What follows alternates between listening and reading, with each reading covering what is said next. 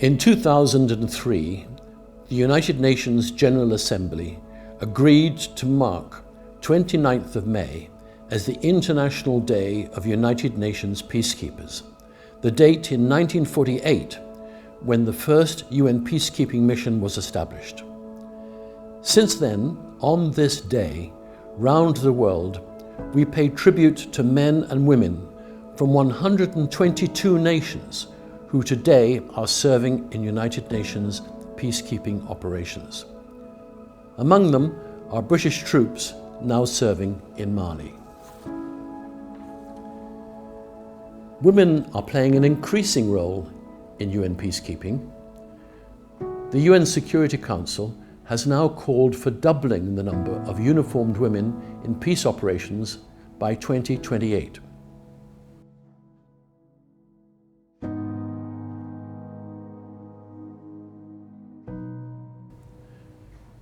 But this day is a day of sadness too.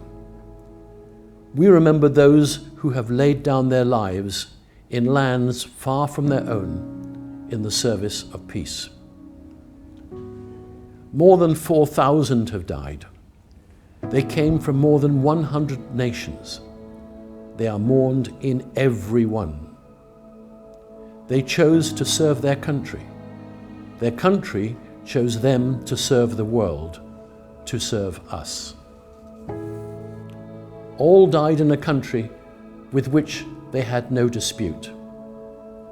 Mourned by mothers, fathers, widows and family, we mourn them too, for each might have been one of our own.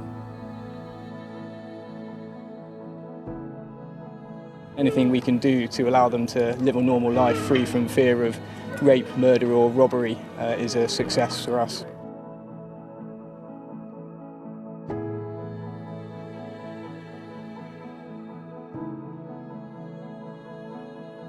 In London, we have held an international ceremony to mark this day since 2004, longer than any city worldwide. Here, in 2013, diplomats from many countries lay wreaths, not only for those who their own country has lost, but for all who have lost.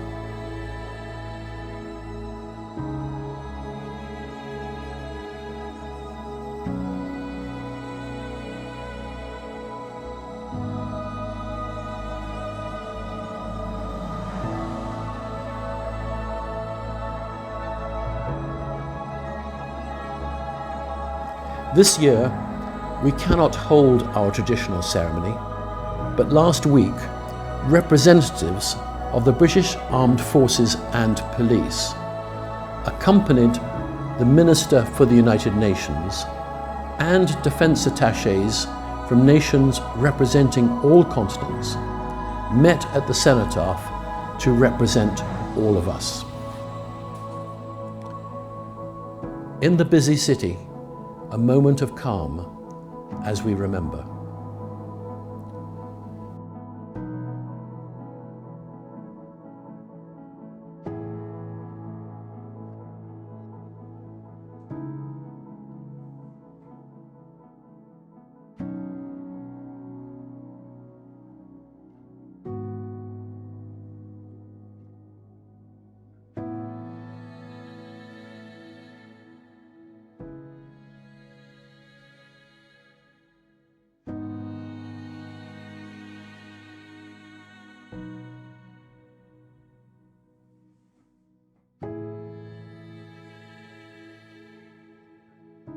And we thank the embassies and high commissions who are joining today's conference on peacekeeping, and those which have done so in the past.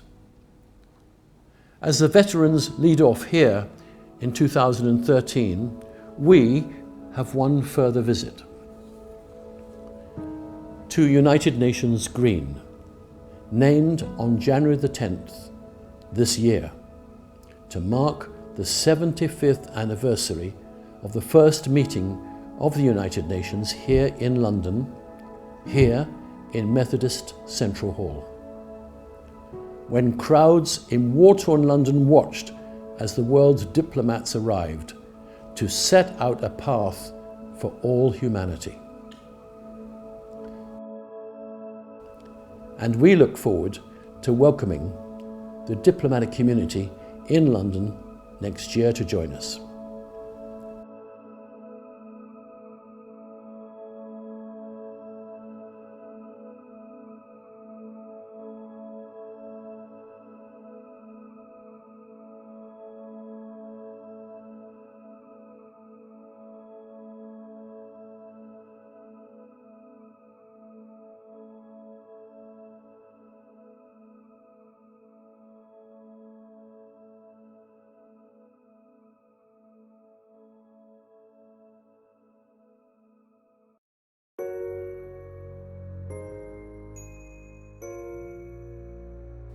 Now students from 2 nearby schools, who each year help with our traditional wreath-laying ceremony, can meet each other for the first time for their own wreath-laying ceremony, the first at this important new London landmark.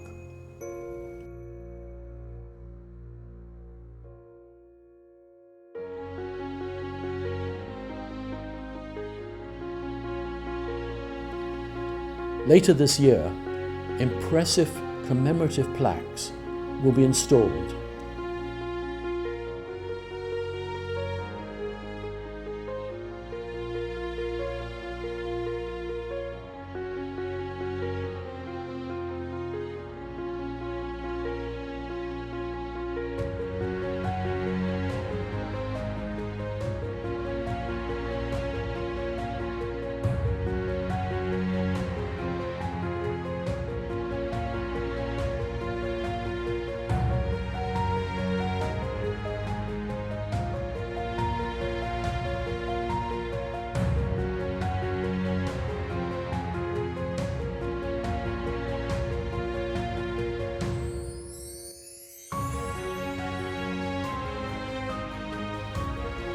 Now we return to our homes and to our loved ones, to our work and our colleagues.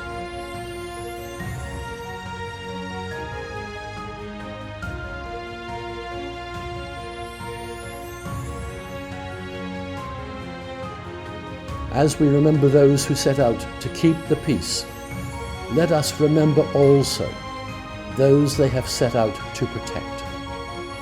Those who yearn for those 3 fundamental freedoms: the freedom from want, the freedom from fear, and the freedom to live in dignity.